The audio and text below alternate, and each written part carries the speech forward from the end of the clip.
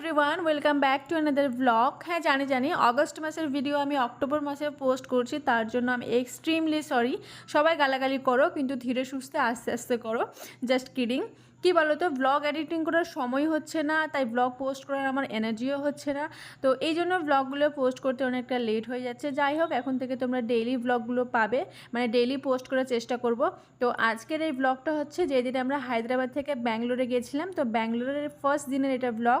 তো এদিকে দেখো, সকালে ঘুম থেকে উঠে গেছি, আর রাত্রেবেলা আমরা পৌঁছে মারুতি নাগার 10 ক্রোশ পৌঁছে একটা আমরা হোটেল নিয়ে নিয়েছিলাম। সেই হোটেলের রুমে আমরা এখন আছি। তো সকালে উঠে স্নান ধান কমপ্লিট হয়ে গেছে। ব্রেকফাস্ট বলতে যা ছিল আমাদের কাছে সব কিছু সেগুলোই খেয়ে নিয়েছি। তারপরে বেরিয়ে পড়েছি। আজকের আমাদের গন্তব্যস্থল ছিল আমরা অ্যাস্টার হসপিটালে যাব। সেইখানে নাকি ডার্মাটোলজিস্ট, মানে আমার স্কিন ডক্টর একটা ভালো বসে আমরা খোঁজ পেয়েছিলাম।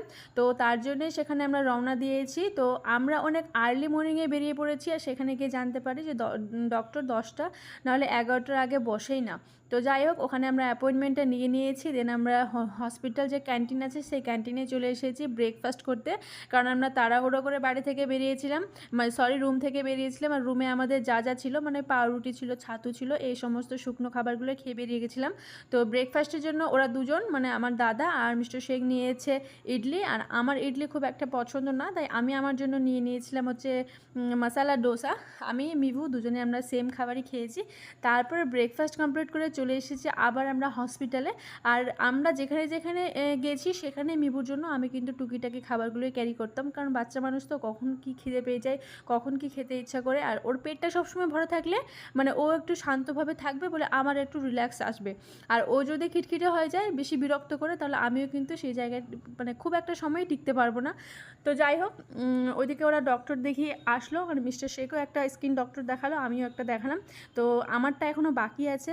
অ্যাকচুয়ালি ডক্টর একবার দেখানো হয়ে গেছে, আর সেকেন্ড টাইম আরেকবার যেতে হবে, কারণ আমার হেলথের জন্য আমাকে একটা টেস্ট করতে বলেছে, সেই জন্য আমার লেট হচ্ছে। তো যতক্ষণ টেস্টটা করার সময় লাগছে ততক্ষণে আমরা লাঞ্চও করতে চলে এসেছি। আর অ্যাস্টার নার্সিংহোমের 5th ফ্লোরেই আছে ক্যান্টিন। তো ওখান থেকে এই ব্যাঙ্গালোরের ভিউটা তোমাদের সাথে একটু শেয়ার করলাম। তো লাঞ্চের মেনুতে নিয়ে নিয়েছি আমরা এখানে এগ ফ্রাইড রাইস। তো সবারটা সেম ছিল, আমাদেরটা চিকেন ছিল আর দাদারটা ছিল এগ, যেহেতু ও চিকেন খায় না সেই জন্য। তো খাবার দাবারটা কিন্তু বেশ ভালো ছিল, মানে ওখানকার হিসেবে মানে ঠিকঠাক। দেন এদিকে ঝটপট লাঞ্চটা সেরে নিয়েছি। আর আগামীকালকে যেহেতু 15 অগস্ট আছে, স্বাধীনতা দিবস, সেই জন্য দেখো অ্যাস্টার নার্সিংহোমের মেন যে ফ্রন্টে সেখানে হচ্ছে এরা রঙ্গোলি বানাচ্ছিল আর বেলুন টেলুন দিয়ে সমস্ত আর কি ডেকোরেশন করছিল। আর ওখানে যারা যারা বাচ্চাগুলো ছিল সবাইকে একটা করে বেলুন গিফট করছিল, তো মিবুকেও একটা দিয়ে দিয়েছে। আর দেখতে কিন্তু ভীষণ সুন্দর লাগছিল, কারণ এখন কিন্তু বিকেলের টাইম আর সবাই কিন্তু মানে কাজে লেগে পড়েছে। তো এই যে এটা হচ্ছে পুরো অ্যাস্টার নার্সিংহোম, সরি তোমাদের আগে আমি হসপিটাল বলেছিলাম, নট হসপিটাল, এটা অ্যাস্টার নার্সিংহোম। তো ডক্টর দেখানো কমপ্লিট হয়ে গেছে আমাদের, চলে এসেছি। আসার পথে সুন্দর একটা চপের দোকান দেখলাম, তাই আর লোভ সামলাতে পারলাম না, তো চপ নিয়ে নিয়েছি। এবার মেডিসিনগুলো নেওয়ার পালা আছে। আর এখানে দেখো নিভিয়া যে মেন পারফিউম আছে সেটা একটার সাথে একটা ফ্রি ছিল, যেহেতু আমরা 8 থেকে 10,000 সামথিং আমরা মেডিসিন নিয়েছিলাম, তাই আমাদের 370 মতো আমাদের হচ্ছে ডিসকাউন্ট ছিল। তো ডিসকাউন্টের জন্য আমরা সেখানে একটা পারফিউমও নিয়ে নিলাম, বাই 1 get 1 পেলাম। তারপরে কিছু ফ্রুটসও নিয়ে নিলাম রুমে গিয়ে খাওয়ার জন্য। তারপরে পানিপুরি দেখতে পেয়েছি, আমরা লোভ সামাল হলো না, কিন্তু আমি জানতাম না ব্যাঙ্গালোরের পানিপুরি এত ভীষণ বাজে।